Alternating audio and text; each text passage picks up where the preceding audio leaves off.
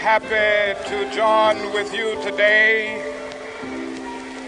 in what will go down in history as the greatest demonstration for freedom in the history of our nation.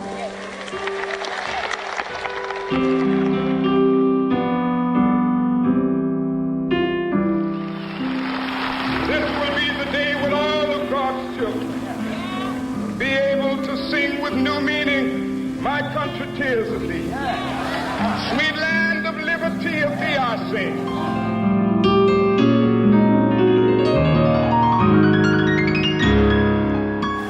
Let freedom ring from Stone Mountain of Georgia.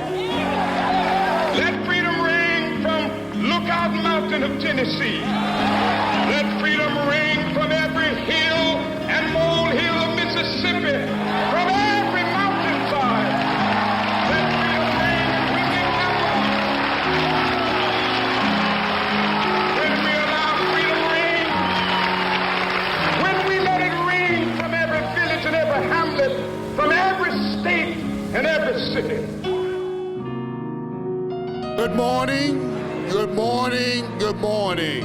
Let me introduce to you our Master of Ceremony, Rhonda Carter Adams from Dot Foods, Director of Talent and Inclusion. Thank you very much, Ms. Carter. Good morning, everyone. Welcome. Thank you, Mr. Randolph. I will take Master of Ceremonies. I will take Mistress of Ceremonies. I will take MC. So I'm just happy to be in the room. So thank you all. And I want to just recognize everyone for being here today.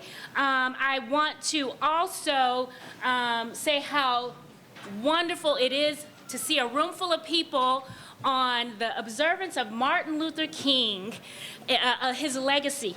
Because for me, it's always a day on, whether it's a holiday or whether you are partaking just for this celebration. For most, it is a holiday, but to see you here speaks to you understanding the commitment of service, and it's about being on today in service, on in respect for our communities, on in acknowledging the legacy that was made today. So with that, we're gonna kick right into the program, and we're gonna start with our invocation. I'm gonna ask if you all would stand up for the invocation as I invite Reverend Dr. Carrie Beckman to the stand, and please continue to stay standing for the pledge. So, Reverend. Let us pray. God of our weary years, God of our silent tears, it's once again we come before you, thanking you for this day that you have given to us as a gift. We shall rejoice and be glad in it. We're so appreciative, oh God, that you have called our names this morning and allowed us to gather here as your people to celebrate the life, the legacy, and the ministry of the Reverend Dr. Martin Luther King, Jr. Now, oh God, as we go throughout this moment of sharing and gathering, we invoke your spirit to be with us, lead us and guide us. Bless our speaker on today. Oh God, continue to give him wisdom, to give us words of encouragement, challenge, and hope. And then, oh God, we pray that you stir up something within us that we might continue to be drum majors for justice, just as Dr. Martin Luther King was. Your word says to us, asks us a question, what does the Lord require of us? It is to do justice, to love mercy, and to walk humbly with our God. So today, Lord, have your way in this place. Have your way with us. And we'll be careful to give your name and your name alone the praise, honor, and glory. This we pray in your Son's name. And all God's people say it together, amen. Amen. All right. If you all will join me in the Pledge of Allegiance. I pledge allegiance to the flag of the United States of America and to the republic for which it stands, one nation, under God, indivisible, with liberty and justice for all. You may be seated. Yes. Well, all right. So again, as you heard me say, I'm super excited for today. We have a packed program full of celebration and wonderful speakers. So we ask that you will give them your attention. And if you can be mindful of the speakers and respectful of the presentations that we have to present to you today. So we thank you again for being here. But again, I want to call your attention to your table. So everyone should have, and I know people are still trying to find their tables. And so I want to honor that. And I want to be respectful of that. But I do want to call out some very important things. And part of it is learning more about the wonderful work of the Springfield Frontiers International Club. So in your program booklet, there are some opportunities to learn more about the mission of this great organization. Their mission is advancement through service. You can see all of the lovely faces of the members of this particular club on page 47. You can even become a member. Join the organization, learn more about their work in the community. They are always looking for members to join. Okay? And so you can kind of see and reference how you can learn more about this organization there, right? And if you are interested, again, please pay close attention to the website and learn more about their mission and their commitment to the community here. So that said, we're going to call up a few words of welcome from Mr. Derek Stapleton. He is going to present us with the President's Welcome. Let's give him a round of applause as he comes.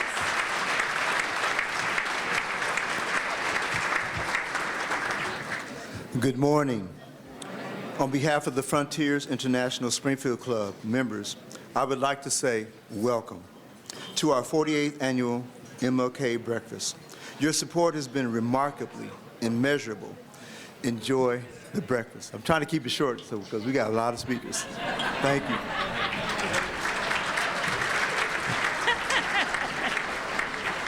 Yes, we do have some wonderful, wonderful people in the house today. And so with that, we have plenty of our dignitaries that we want to acknowledge and invite for a few words, as was noted. And with that, we want to start it off. We're going to have a few of our noted servant leaders that are in the house today come say a few words. We're going to start with United States Senator Richard Durbin, who's going to be followed by, come on up, United States Congresswoman Representative Nikki Baczynski, who is also then going to be followed by Illinois State Senator Doris Turner. So, Senator. Good morning. It's an honor to join you this morning. I think of Springfield, and I think of the constants, the things that you can count on in Springfield.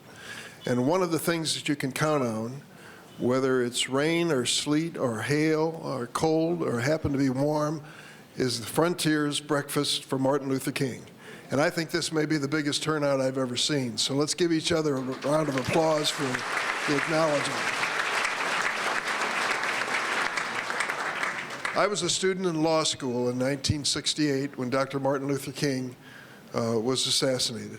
I remember that day so well. I was in Washington, D.C., and they came to our law library and said to the law students, if you have a few hours here, we ask you to volunteer and gather to go over to the courts and to be deputized in order to represent the people who are being presented in court today by the reaction to the killing of Dr. Martin Luther King. I luckily had taken the law school course, so I knew what it was all about. I wasn't a licensed attorney, but I remember that time so well. The upheaval across America by the killing of this innocent man. Of course, the same year was the death of Senator Robert Kennedy, and we remember 1968 with mixed feelings and real sadness when it comes to these events. And you wonder, 55 years later, has America changed? His message was so clear. He was acknowledged, and I was happy to vote for his acknowledgement for this National Day of Remembrance. But you wonder, has America changed much in that period of time? And it's the right question to ask. because he challenged us to change. We have to also remember that in his lifetime, he was not always the most popular man in every place in America. There were those who hated him and made it very clear that they hated him, and their hate guided their lives, sadly. But he was a hopeful man. If you reflect on this day, you have to say Dr. Martin Luther King would be amazed at some of the things that have occurred. To think that the pastor of the Ebenezer Baptist Church, where he was pastor, is now my colleague in the United States Senate, Senator Raphael Warnock.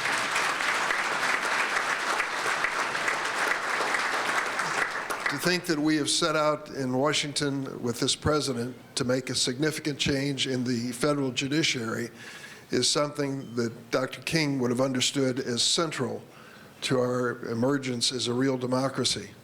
It's my honor to serve as chairman of the United States Senate Judiciary Committee, and I have the responsibility, working with the president, to fill vacancies on our federal courts. This last 2 years, 97 new federal judges were given lifetime appointments. 60% of them were African American or women of color, representing a commitment by President Biden to make a significant change in the judiciary. I think the highlight of the last 2 years for me, of course, was the president's promise that the first vacancy on the United States Supreme Court would be filled by an African American woman.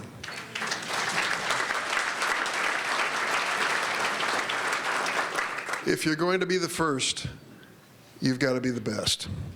And Ketanji Brown Jackson is the best. I will tell you, when she came before our committee, some of you watched that hearing. It went on for days. She was under attack most every day, and I thought to myself, with her husband and her daughters sitting next to her, that she might have stood up at one point and said, "That's enough. I'm going home. Thank you very much. I've got a job and I don't have to go through this." But she had the courage and determination to stay there under some of the most arduous days of questioning in our history. And she's done an extraordinary job on the United States Supreme Court, and I'm glad the president kept his promise. It's something that is a tribute to Dr. Martin Luther King every day. I also want to bring it closer to home. It was my honor with Senator Tammy Duckworth to appoint a friend of mine and someone I have known from my days practicing law in Springfield many years ago as the first African-American United States Attorney for the Central District of Illinois, Greg Harris. He may even be here today. Greg, stand up, would you please? If Greg is here, could he please stand up? There he is.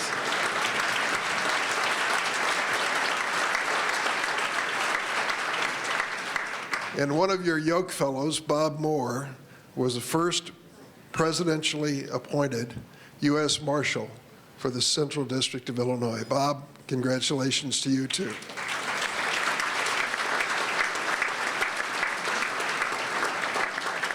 We've come a long way, but we have a long way to go.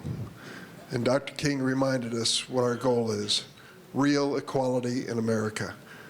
The Frontiers International Gathering is a reminder each year that we all bear a personal responsibility to meet that goal.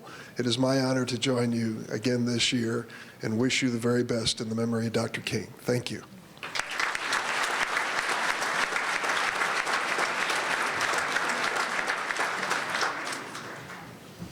Good morning. I want to thank the Frontiers International Springfield Club for inviting me today as we're honoring the legacy and the leadership of Martin Luther King Jr.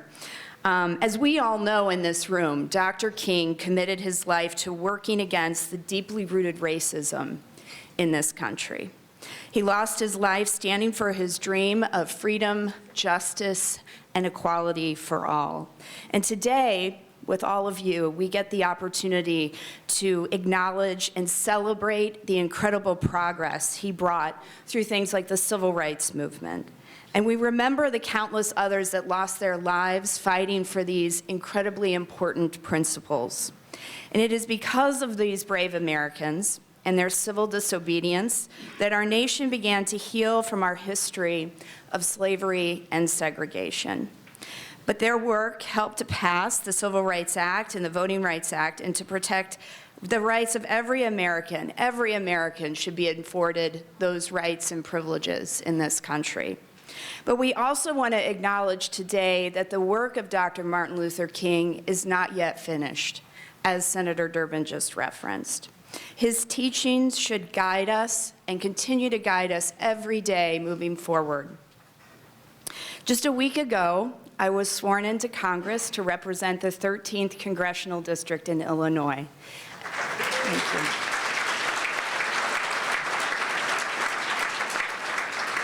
And I don't know if many of you followed this, but it took a few votes, about 15 votes, to get sworn in.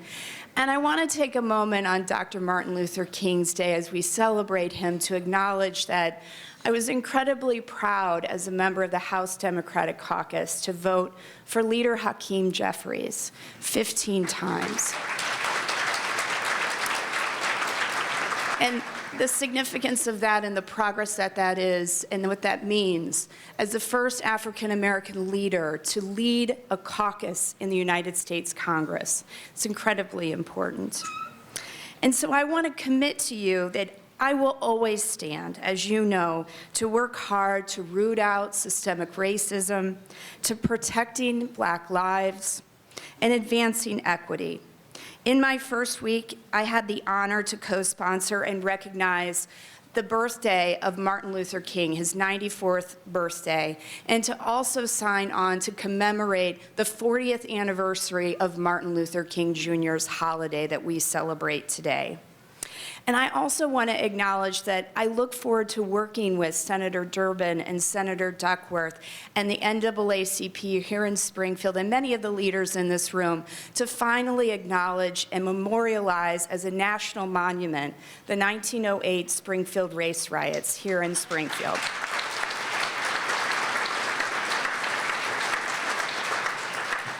And you also have my continued commitment in Congress to continue to fight for expanding voting rights for all Americans, because that is a struggle that very much continues to this day and is something I am committed to helping to lead on in the United States Congress.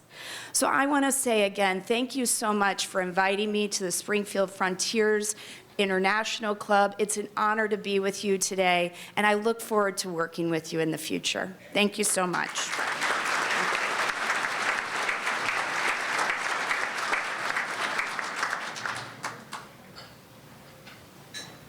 Good morning, good morning, good morning. So I'm going to follow the lead of my good friend Derek Stapleton, and I'm going to be very brief. So I do want to really commend the Frontiers International Springfield Club. 48 years of gathering everyone together to commemorate Dr. Martin Luther King and what he stood for and what he worked for is a monumental challenge in this day as in any day. So thank you very much for your steadfastness in continuing to provide this opportunity. I think that when we think about Dr. Martin Luther King and what he worked for, what he died for, then we have to look at where we are today. And are we really where he would think that we should be? Do we have a lot of work yet to do? I would say yes.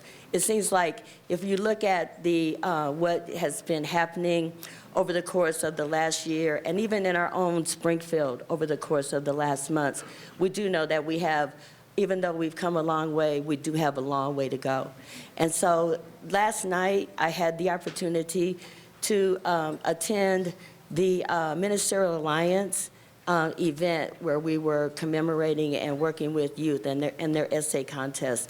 And it was a very nice event, and it was one that, while this is an event for adults, that was one for the youth. And I think we have to do everything that we can to keep our youth involved. And so I really want to acknowledge the Ministerial Alliance for the work that they did in continuing to provide that opportunity. But during that event, Reverend Silas Johnson brought the keynote, and he talked about his theme was "A Knock at Midnight" from Dr. King's one of his speeches, and I would submit that there is a knock at midnight for all of us today. And we have to be bold in our actions, and we can't just talk about how things need to be. We have to really embody the spirit of Dr. Martin Luther King and answer that knock that is coming to us at midnight and do what we need to do to continue that work and make our community the best that it can possibly be, where everyone has the right to do what they need to do in a safe and equitable manner. So please join me in that, and I will tell you that I'm here for it, I'm here for the work, and I just need you to come along with me. Thank you. Thank you for those wonderful words.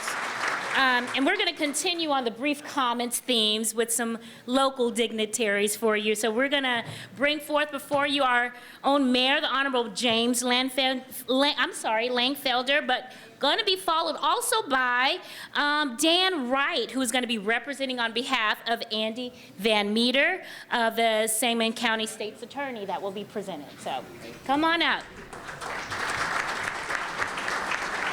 Thank you, Rhonda. Good morning, everybody. Dr. Gerald McWhorter, welcome to Springfield. He's on this. Oh, there you are.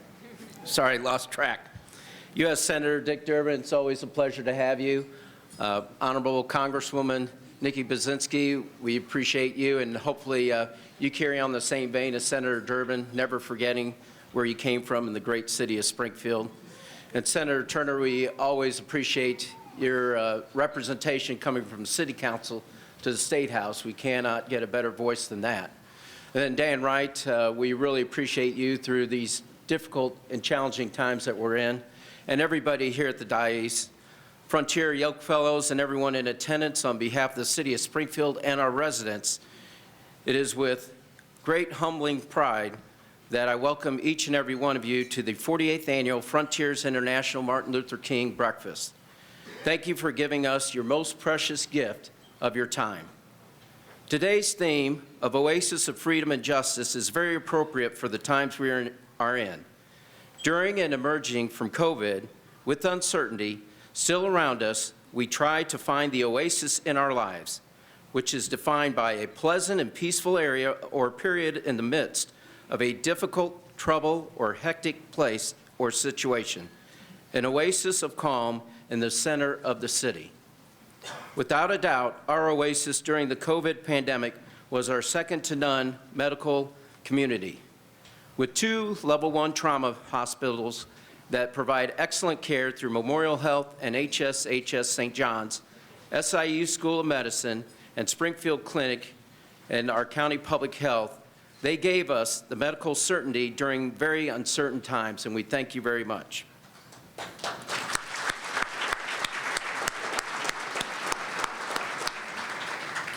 As mayor, I would also point with pride many times of how our community, unlike other cities, rose above the societal unrest through positive community engagement by our police department and civic advocacy organizations like Black Lives Matter under the leadership of Sunshine Clemens and Karan Reedus, and NAACP under the leadership of Teresa Haley and many others, by listening and taking actionable steps to protect one another so we truly reach that oasis of freedom and justice.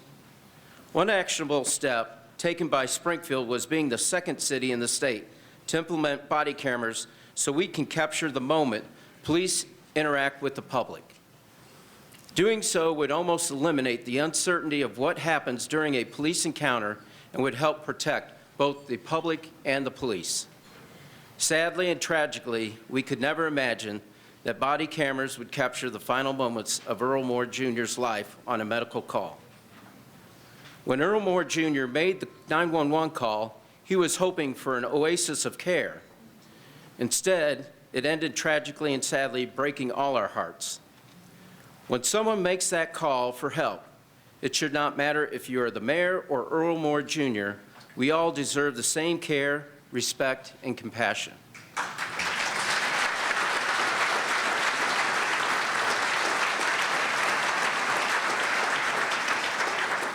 Dr. Martin Luther King said, "We may have all come on different ships, but we're all in the same boat now."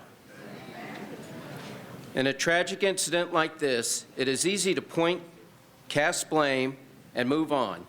If we just move on, we will never reach the oasis of freedom and justice. We must and will, as a community, look at every aspect of the system to determine what went wrong and how can we make changes to assure there is never another tragedy like this. Now is the time that each one of us, within these walls and outside these walls, look into our hearts and truly be the living example of an oasis of freedom and justice for everyone within our personal, business, and social lives. And as Rhonda Carter said, Martin Luther King Day should not only be today, but each and every day of our lives. So thank you for being here and continuing on.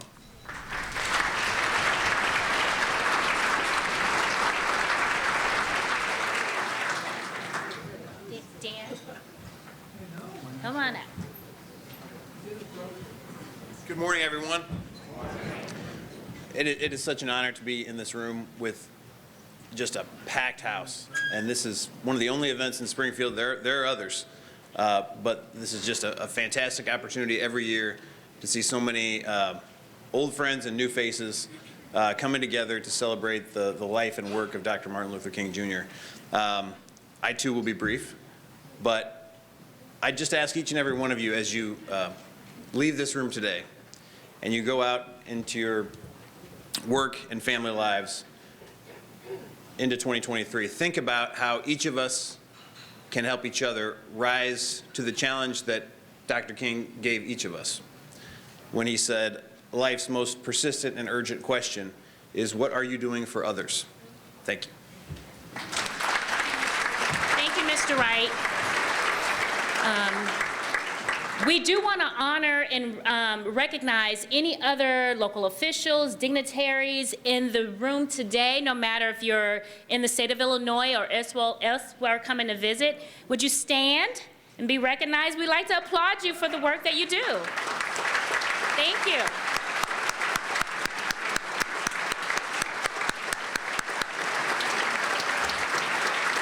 Wonderful. You may be seated. Thank you so much.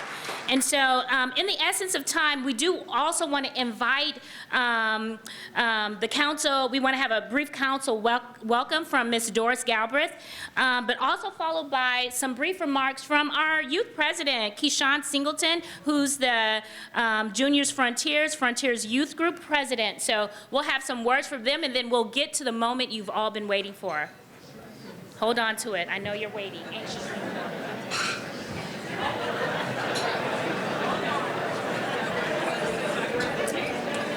Good morning. I first want to thank God for allowing us to come out for this joyous occasion, Dr. King's Dream. On behalf of the Frontier International Coordinating Council Springfield Club, we would like to take this opportunity to welcome you to the 48th Annual Martin Luther King Jr. Breakfast.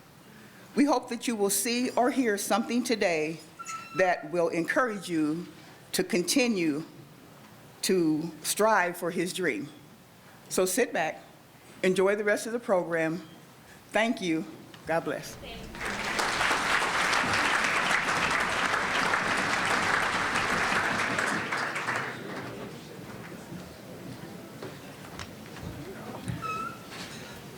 Good morning, everyone.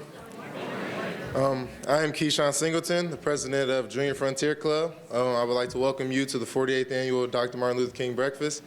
I've had the pleasure of being a part of the Junior Frontiers program all 4 years of my high school career, and then 3 years prior as a member of the Teens Positive Youth Development Program.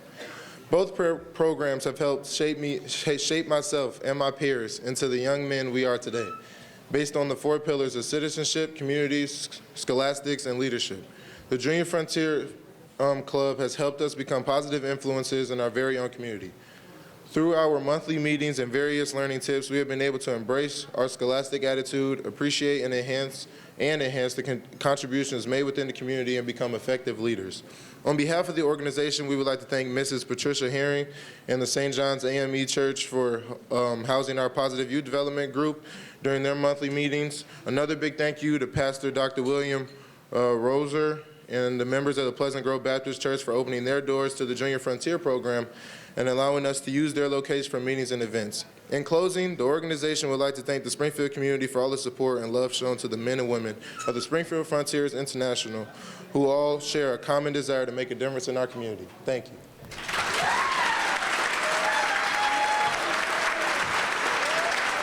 Those are our leaders of tomorrow, y'all. All right, so before we move forward, we do have another recognition we want to acknowledge in the audience, and that's Justice Lisa Holder White.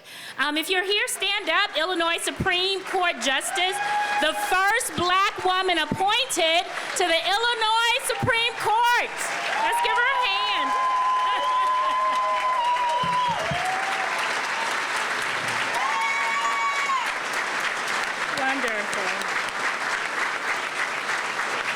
Wonderful. So, without further delay, I want to bring your attention to the sponsors in your booklet.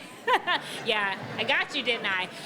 So if you look on page 48, and in the essence of time, I won't read everyone at the moment, but absolutely this event would not be possible for everyone on that golden page.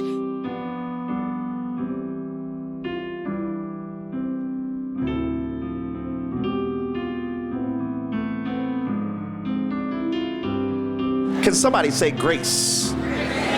Say it one more time, say grace.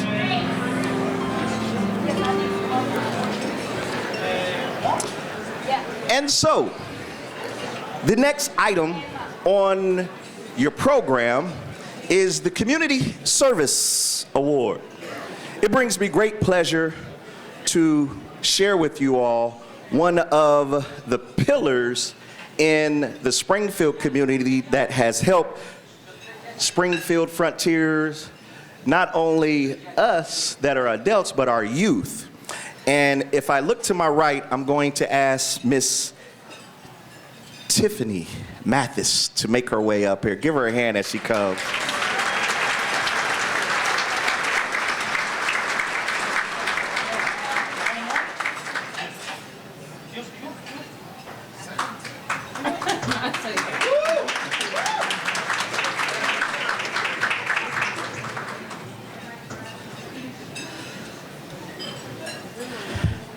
And so the Boys and Girls Club has been a pillar in the Springfield community, not only here, but across the country. But there's a few things that I would like to share. They have operated in the area of youth leadership.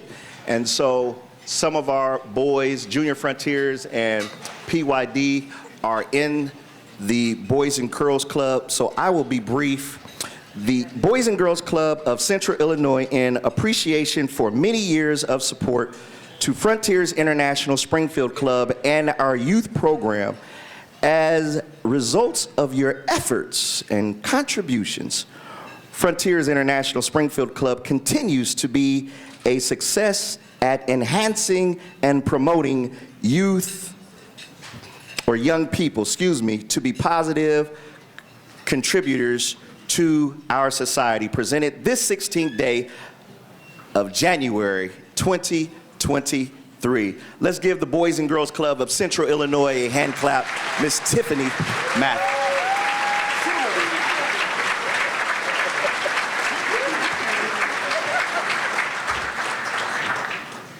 Well, thank you. This is a wonderful thing. I didn't even realize this was happening today, so thank you so much. I am super proud as the CEO and Executive Director of the Boys and Girls Clubs of Central Illinois to be up here to accept this award on behalf of the incredible hard work of my teammates every single day. It's wonderful to lead an organization that you can be passionate about, that has so many wonderful supporters and donors, and honestly, the investment of this community that's got decades worth of folks that have come through the doors. If you don't know, because I like to brag about stuff like this, we are the second largest Boys and Girls Clubs organization in the entire state of Illinois. So we've gone from 9 locations to 22 locations since November 2020. And we are here in Springfield in about 17 schools and 6 schools in Jacksonville, all the way out to Murrayville, Woodson. So I am extremely, extremely proud of our expansion during a pandemic. Us being mission focused because we are about serving youth and their families. We keep working, families working, okay?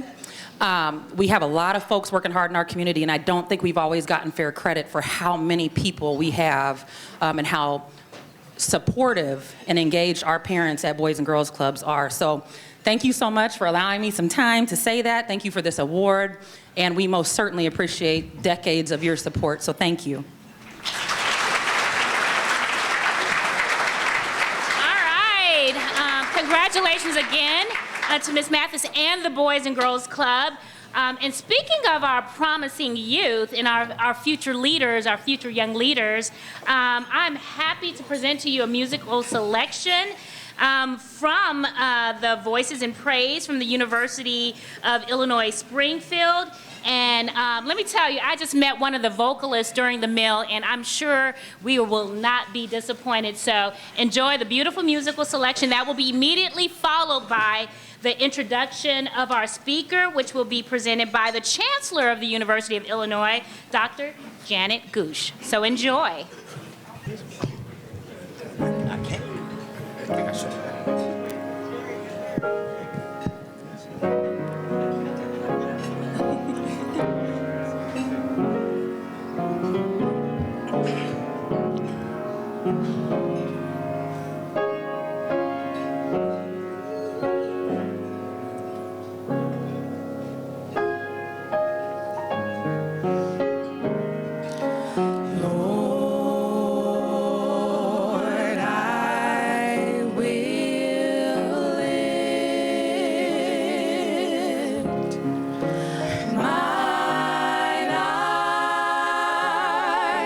To the hills.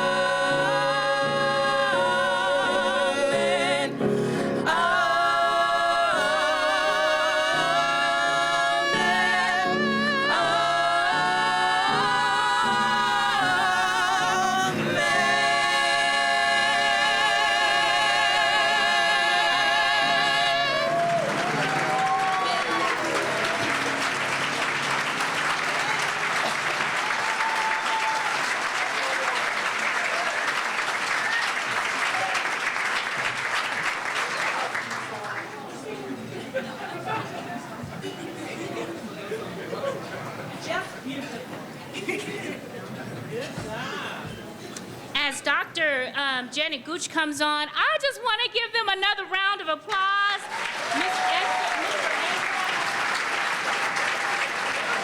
Casey, man, and the voices and praise by Ms. Hopkins and that group, they were tremendous. So we will have that introduction of the speaker now, but again, I just wanted to acknowledge the leaders of those beautiful voices. So.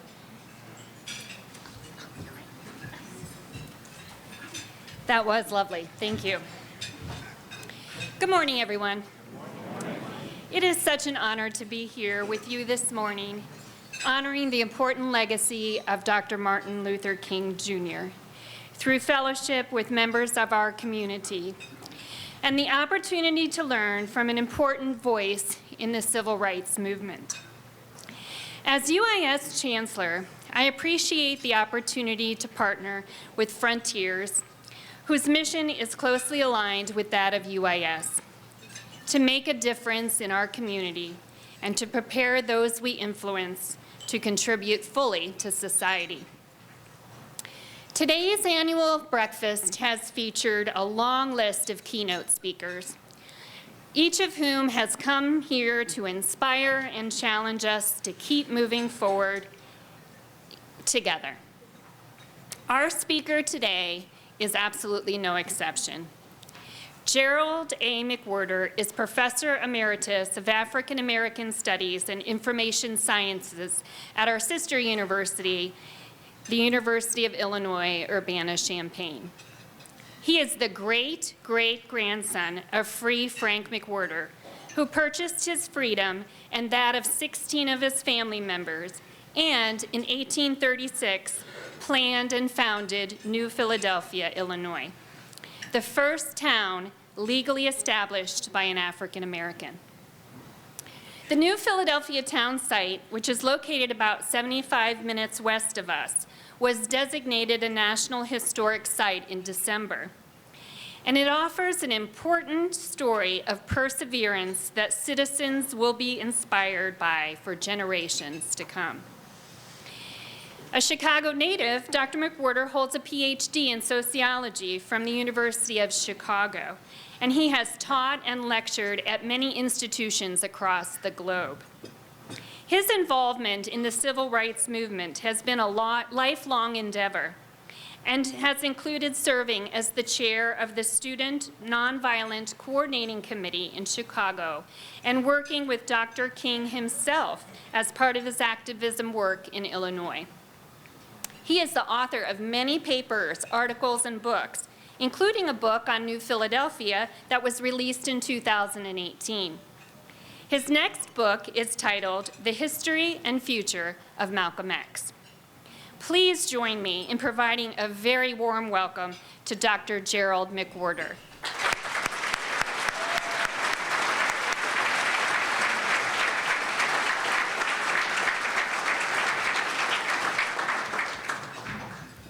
Good morning. First, let me say it's quite a pleasure and honor to be asked to give this talk, and I hope that I live up to that expectation. And thank you for that generous introduction. It's my great pleasure to be here. But let me start by asking the basic question, why are we here? Why do we gather here in this man's name? Why are we here? Why are such meetings as this one happening all across the country? Why are schools, streets, scholarships, annual lectures, institutions, and even babies being named after this man? Why did he get the Nobel Prize? Why is a national holiday named after him? And why, Reverend Dr. Martin Luther King, Jr., why are we here? I will answer this question, I will argue, because of three basic reasons: the man, the movement, and the mission. Let me repeat that. The man, the movement, and the mission.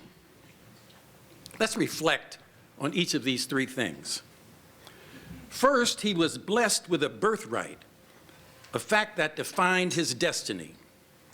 He was a fourth-generation preacher, a minister to his people, a renowned cultural centerpiece to the church, a foundational institution that secured the community's existence.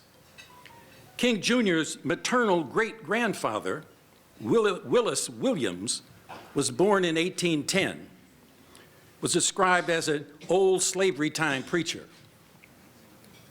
His maternal grandfather, Reverend Adam Daniel Williams, born in 1863, became pastor of Atlanta's Ebenezer Baptist Church in 1894.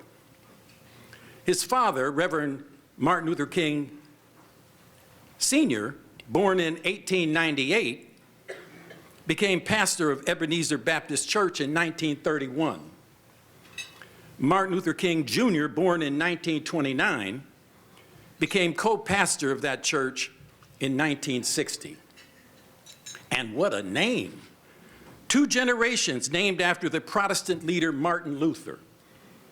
Martin Luther was the German theologian who translated the Bible from Latin into German and popularized the religion, bringing it to the people.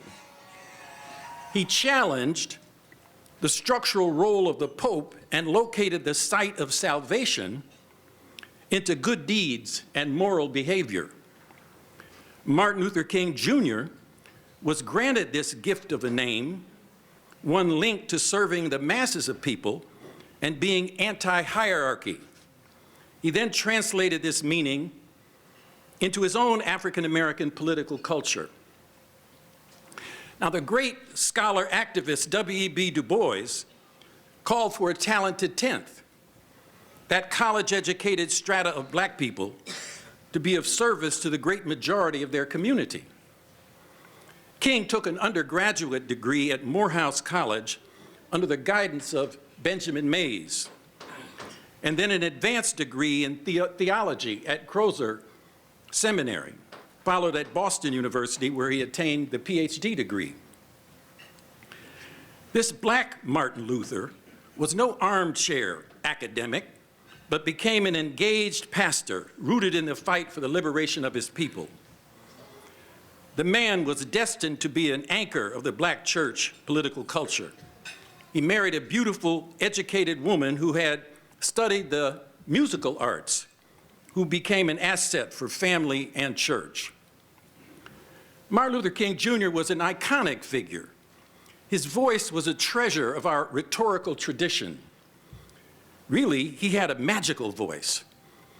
He was attacked and stabbed near death in New York, attacked by stones thrown at him in a Chicago suburb, mistreated by police and bombed in southern cities. But he remained courageous, using nonviolence to face down these terrors forced on him that were as American as apple pie. We honor him because he was among the very best of all of us. So I ask again, why are we here?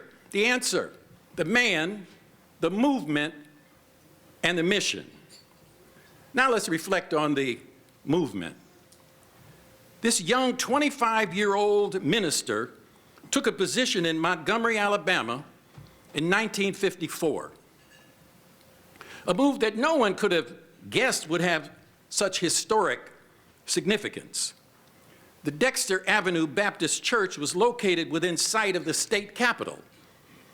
This was the base of power for the arch segregationist George Wallace, then governor of the state of Alabama. That is where King began his church leadership.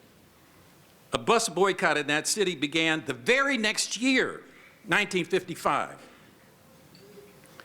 So this movement story is about more than just one man. It's about the continuation of a local movement that sprang into national prominence. And it is just this that set the stage for this iconic giant to emerge in its leadership. The Montgomery bus boycott lasted from December 5, 1955 to December 15, 1956, over 1 year. The tried and tested local leaders were sustaining struggle even before King ever got to Montgomery. And we need to call their names. We need to remember them. Joanne Gibson Robinson, E.D. Nixon, Rufus Lewis, Rosa Parks, Attorney Fred Gray, Mother Pollard, and so many more. But the local leaders were caught in a web of competitive histories. They needed a way to unite. It was the same with the national civil rights leadership and the movement's diversity of leaders. So here was this new young man. What a young man, only 25 years old. He was new to town, at the helm of this very important church, a church where the black middle class came to worship alongside a whole host of movement activists. He hadn't yet been identified with a faction. So as a new person, he had a neutral aura about him, and of course the plus was that he was so rich with talent. They chose him to lead. This was a moment for him to become the face of more than just a local movement. This was a magical surge of black mass action. This took the freedom movement moment of the 1954 Supreme Court decision to integrate schools to the level of mass action. Black people surged past integrated schools, past integrated buses, with their passion for freedom into a more far-reaching vision. The role King played in uniting the Montgomery movement, he was to play in uniting the national civil rights movement. On the one hand, there was the NAACP, the Urban League, and A. Philip Randolph's leadership of black workers who were at the center of connecting the civil rights movement with the liberal wing of the Democratic Party. While on the other hand, there were the young militants of SNCC, the Student Nonviolent Coordinating Committee, and CORE, the Congress of Racial Equality, who were pulling out of the mainstream by leaning in the direction of the black liberationist Malcolm X. King was a key figure in holding these wings of the broader movement in varying levels of unity. The 1963 March on Washington was a high point. He was at his best when he took to the podium to give his speech to that historic march. But then he took it to another level when Mahalia Jackson, who was sitting right behind him, said, "Tell him about the dream, Martin, tell him about the dream." It was the theme that he used in many talks. His dream is now part of the canon of world oratory, articulated our strategic mission. You know, we all have this problem.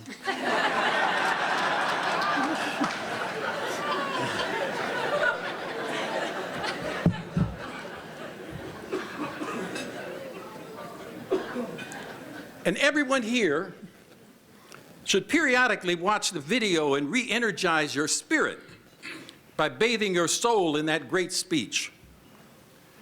But as an intellectual, he was not only a key orator whose spellbinding sermons and lectures, TV interviews were without peer, he wrote.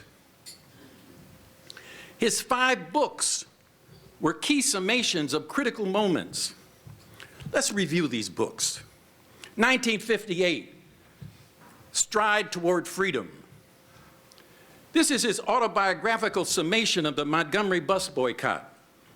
It reads like a blueprint for a local campaign of resistance. He embraces the experience as a glimpse of his future. He made this summation, and I quote, "If the Negro is to achieve the goal of integration, he must organize himself into a militant and nonviolent mass movement. All 3 elements are indispensable. The movement for equality and justice can only be a success if it has both a mass and militant character. The barriers to be overcome require both.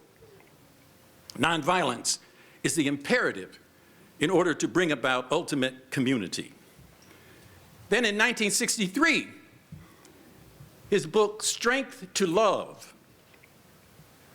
This is a collection of 16 sermons a summation of his theoretical reflections on love, how he fundamentally committed to the love train that the OJs put to music in 1972. I know y'all remember that. You probably still hear it. 1964, Why We Can't Wait.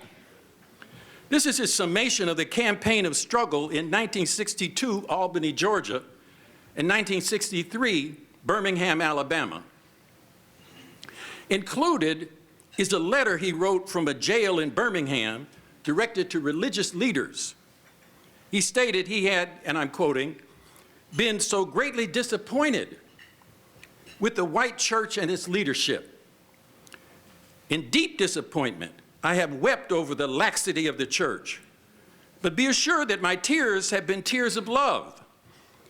There can be no deep disappointment where there is not deep love. Yes, I love the church. How could I do otherwise? I am the rather unique position of being the son, the grandson, and the great-grandson of preachers. Yes, I see the church as the body of Christ, but oh, how we have blemished and scarred that body through social neglect and through fear of being nonconformist. Then in 1967, where do we go from here? Chaos or community?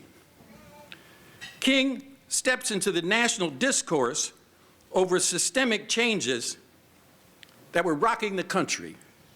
Civil rights legislation in 64 and 1965 were signs of hope, but they could not cover over such demonic acts like the Birmingham bombing that killed black children in 1963.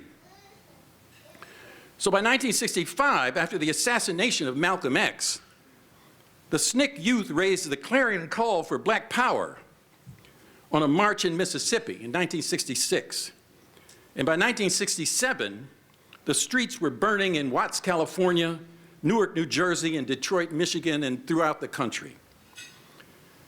King raised the obvious question, chaos or community. He proposed programs in education, employment, rights, and housing. Not only focusing on this country, King raised his sights to what he called, quote, the World House. This is his warning. And I'm quoting, equality with whites will not solve the problem of either whites or Negroes if it means equality in a world society stricken by poverty and in a universe doomed to extinction by war.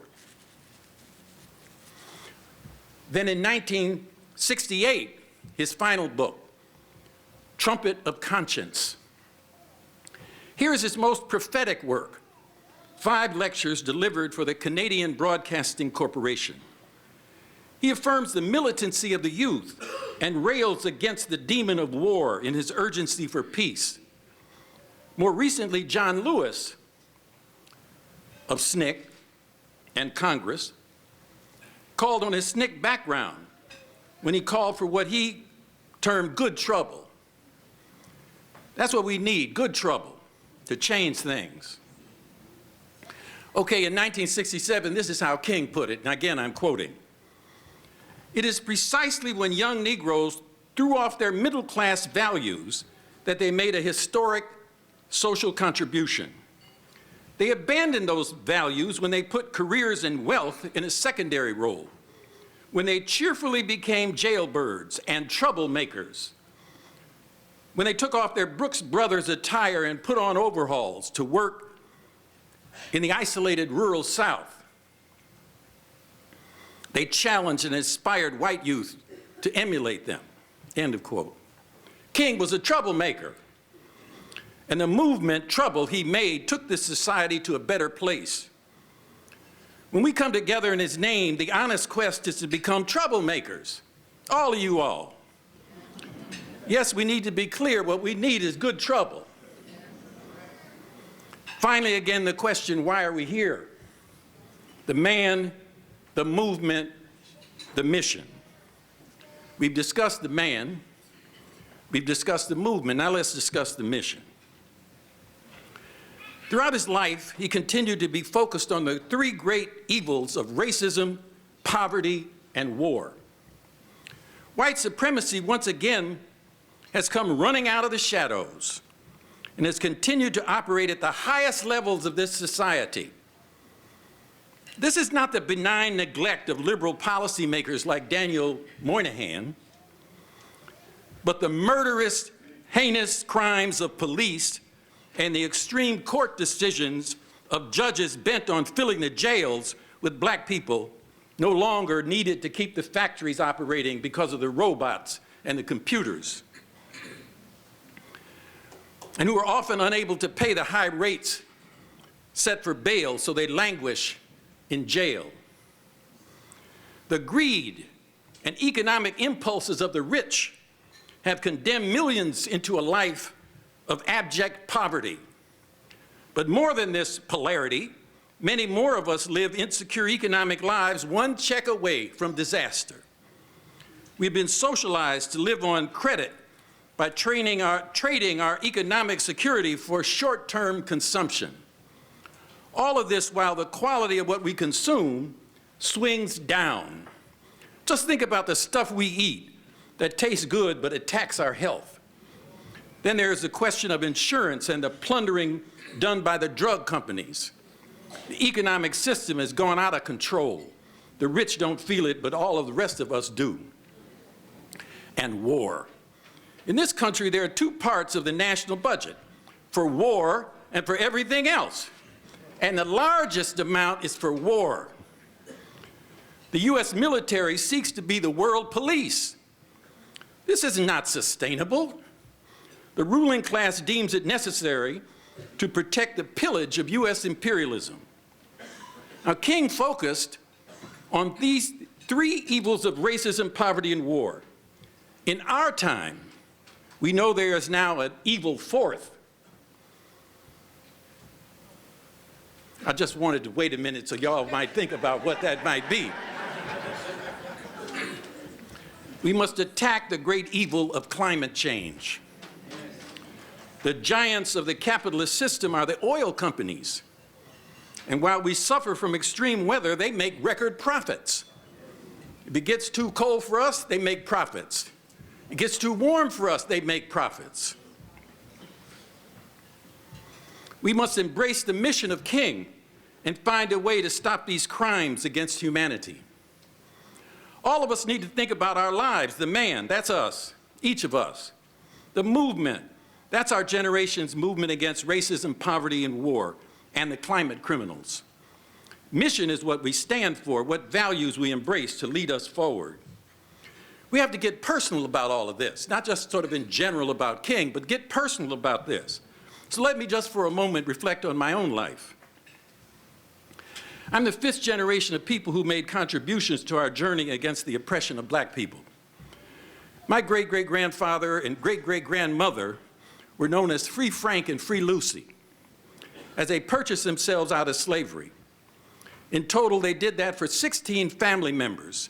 They moved from Kentucky to Illinois and legally established the town of New Philadelphia in Pike County in 1836. They were the first African Americans in the U.S. to do this. Just this month, last month, it got the highest recognition by Congress voting New Philadelphia into the National Park Service. And we are a great appreciation to Senator Durbin for helping do that.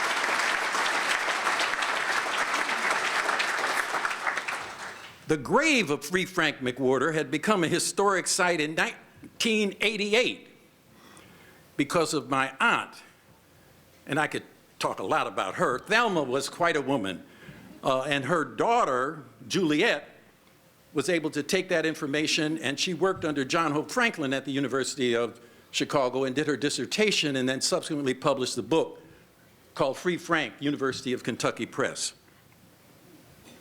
The town site was named to the National Register of Historic Places in 2005. It was designated a National Historic Landmark in 2009 and included in the National Park Service's National Underground Railroad Network to Freedom in 2013. And now it's a national park. So the man Free Frank is part of our wonderful story of the freedom journey. And that freedom journey is not just about black people, that's the freedom journey of everybody. That has to be recognized. We're not just talking about black people. We're talking about how black people represents everybody. That's really a problem, you know.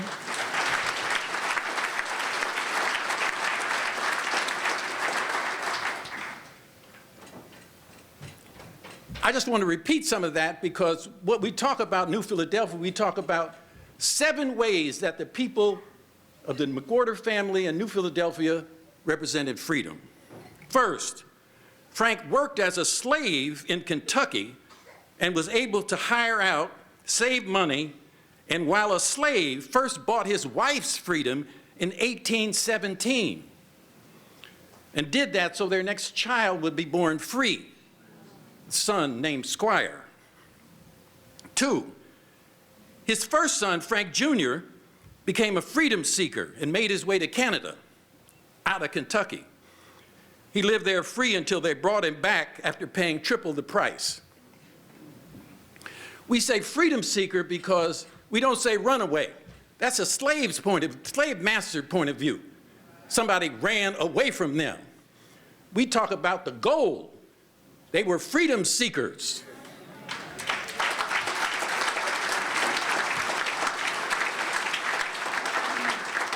Three, they bought a total of 16 family members out of slavery across 3 generations.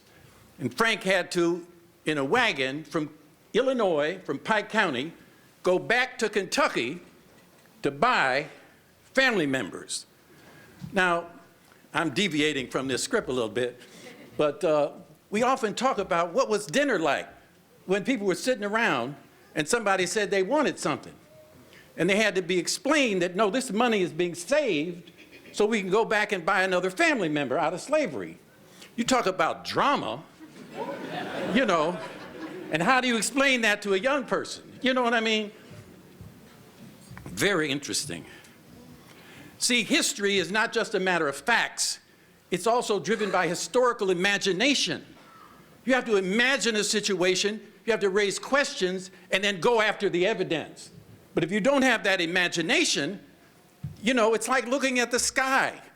You know, are these little dots? No, it's a Big Dipper, it's a bear, it's a lion. Those are the imaginative ways that human beings are able to make sense out of their environment and out of their experience. 4, they used the legal system. They established an abolitionist town in 1836. And New Philadelphia became a station on the Underground Railroad. I grew up with our oral history in our family.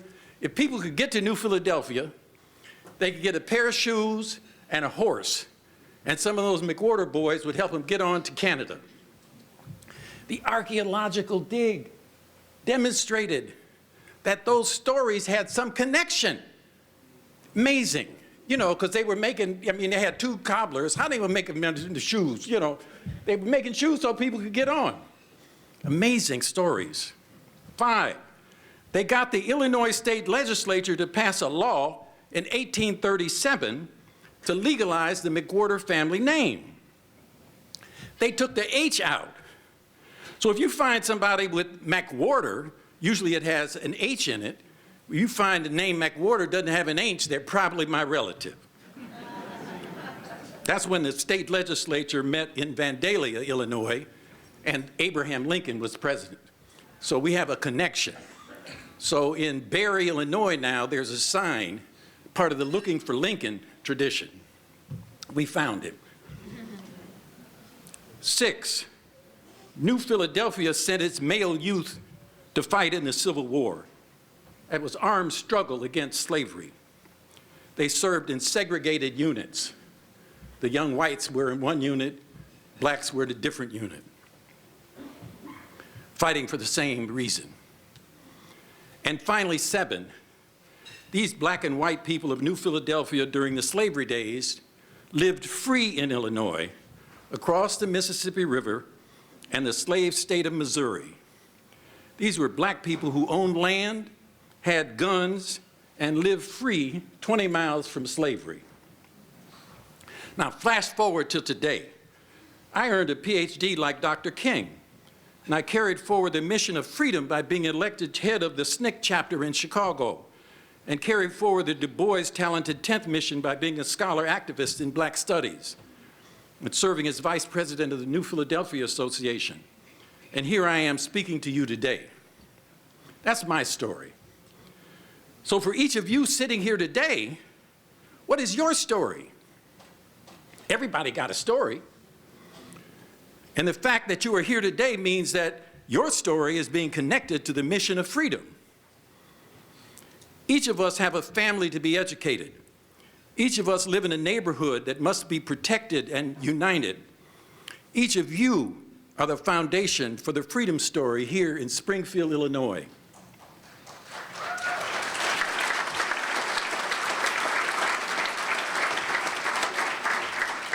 If King were here, he would challenge you. Now I am here and I dare to challenge you. What can you do to advance the cause of freedom? This means to stop the scourge of racism, the debilitating oppression of poverty, and the terrible impact of war. Going further, how can you stop the corporate attack on the environment? To stop the fossil fuel industries from destroying the earth we need so we can live from our generation into the future. Do we have the will to transform society into a sustainable system? The politics of our time is a reenactment of freedom versus fascism. Flashbacks to the Civil War, not only the South versus the North, but now the urban areas versus the rural folk. The country is in a mess. This is Martin Luther King breakfast that forces us to move beyond ritual to active participation in a battlefront of the freedom movement. I hope you all are hearing what I'm trying to say. King loved poetry, so I'm going to end with a mighty poem by Margaret Walker, For My People, written in 1942, the year of my birth. And here's her poem. For my people everywhere, singing their slave songs repeatedly, their dirges and their ditties and their blues and jubilees, praying their prayers nightly to an unknown God, bending their knees humbly to an unseen power. For my people, lending their strength to the years, to the gone years and the now years and the maybe years, washing, ironing, cooking, scrubbing, sewing, mending, hoeing, plowing, digging, planting, pruning, patching, dragging along, never gaining, never reaping, never knowing, and never understanding. For my playmates in the clay and dust and sand of Alabama backyards, playing, baptizing, and preaching, and doctor, and jail, and soldier, and school, and mama, and cooking, and playhouse, and concert, and store, and hair, and Miss Chomby and company. For the cramped, bewildered years we went to school to learn to know the reasons why, and the answers to, and the people who, and the places where, and the days when. In memory of the bitter hours when we discovered we were black and poor and small and different, and nobody cared and nobody wondered and nobody understood. For the boys and girls who grew in spite of these things to be man and woman, to laugh and dance and sing and play and drink their wine and religion and success, to marry their playmates and bear children and then die of consumption and anemia and lynching. For my people thronging 47th Street in Chicago and Lenox Avenue in New York and Rampart Street in New Orleans, lost, disinherited, dispossessed, and happy people, filling the cabarets and taverns and other people's pockets, and needing bread and stews and milk and land and money and something all our own. For my people walking blindly, spreading joy, losing time, being lazy, sleeping when hungry, shouting when burdened, drinking when hopeless, tied and shackled and tangled among ourselves by the unseen creatures who power us over us omnisciently and laugh. For my people blundering and groping and floundering in the dark of churches and schools and clubs and societies, associations and councils and committees and conventions, distressed and disturbed and deceived and devoured by money-hungry, glory-craving leeches, preyed on by facile force of state and fad and novelty, by false prophet and holy believer, For my people standing, staring, trying to fashion a better way from confusion, from hypocrisy and misunderstanding, trying to fashion a world that will hold all the people, all the faces, all the Adams and Eves and their countless generations. Let a new earth rise. Let another world be born. Let a bloody peace be written in the sky. Let a second generation full of courage issue forth. Let a people loving freedom come to growth. Let a beauty full of healing and a strength of final clenching be the pulsing in our spirits and our blood. Let the martial songs be written. Let the dirges disappear. Let a race of men and women now rise and take control. Now, King wanted that.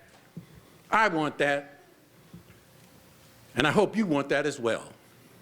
We came today to honor Dr. King, the man, the movement, and the mission. And now it's up to you. Thank you.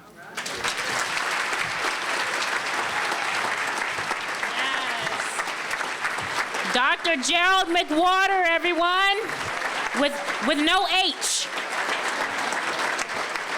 That was beautiful. Thank you. All right, so before we turn you loose to go make some good trouble, the man, the movement, the mission. I hope we all took a minute or will take a minute, some part of this day, this week, to reflect on our stories, our mission, embracing the Reverend Dr. Martin Luther King's mission, or embracing the mission of the Springfield Frontiers International Club. How about that mission?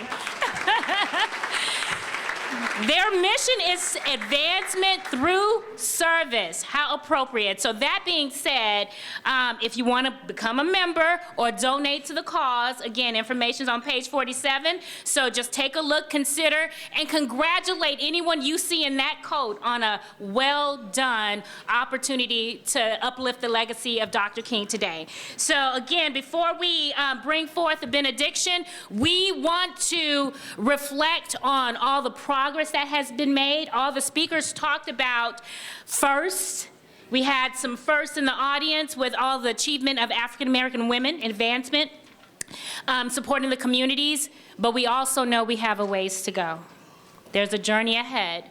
So I will invite Mr. Casey Ezra, I think, to lead us, and we shall overcome. If you don't know the words, it's on page 6. So if you can participate, we may not sound as good as the voices in praise in the UIS Gospel Choir, but we want to give it our best, feel the passion, and remember the legacy. If you could stand with me, everyone.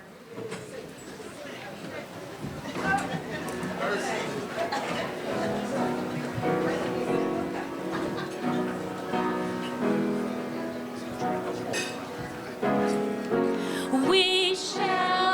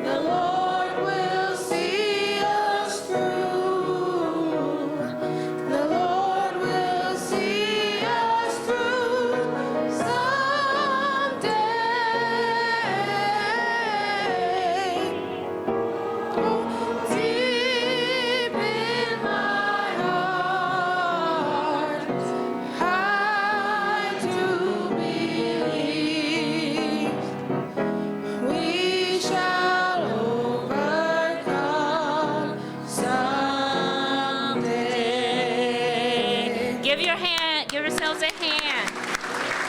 Yes. All right, right, and if you're ready to start on that mission today, I want to make an announcement. There will be the 31st Annual Martin Luther King Jr. Unity March, an annual program. It's hosted by the Springfield branch of the NAACP. It starts at 12 at Pilgrim Rest Baptist Church, 1800 South Martin Luther King Drive, and it will end at Pleasant Grove Baptist Church.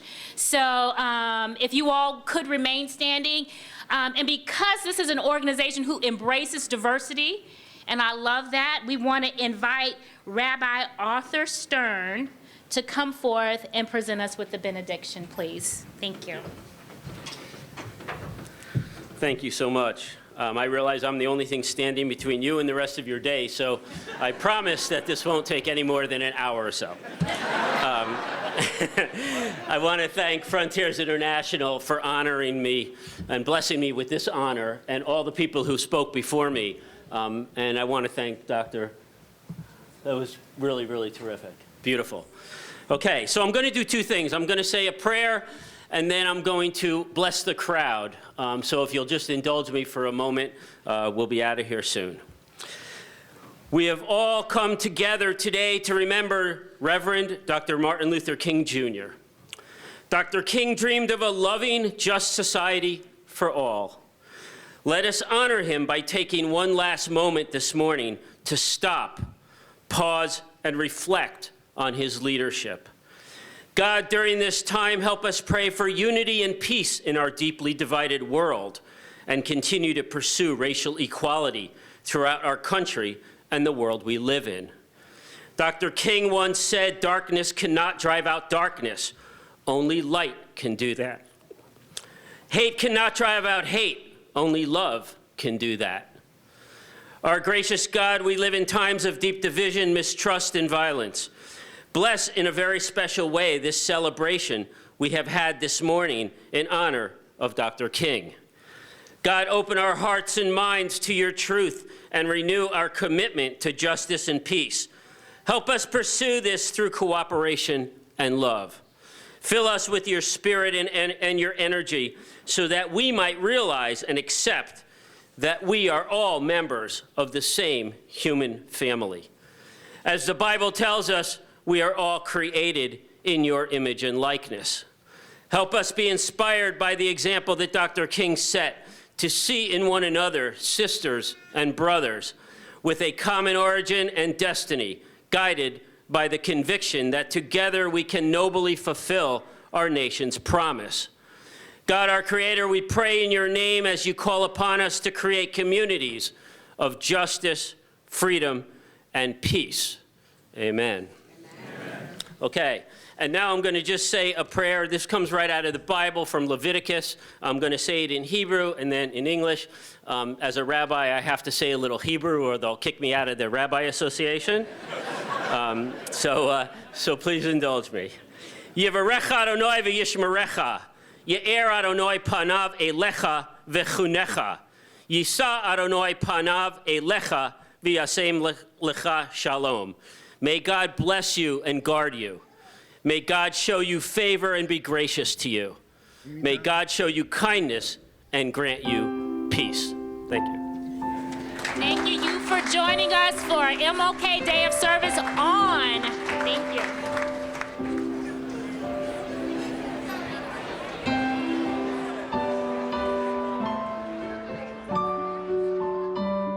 I am happy to join with you today in what will go down in history as the greatest demonstration for freedom in the history of our nation.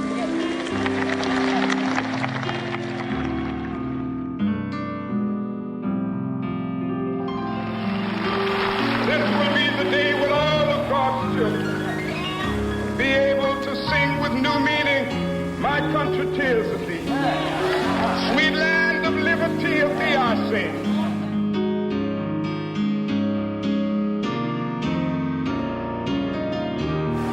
Let freedom ring from Stone Mountain of Georgia. Let freedom ring from Lookout Mountain of Tennessee. Let freedom ring from every hill and molehill Mississippi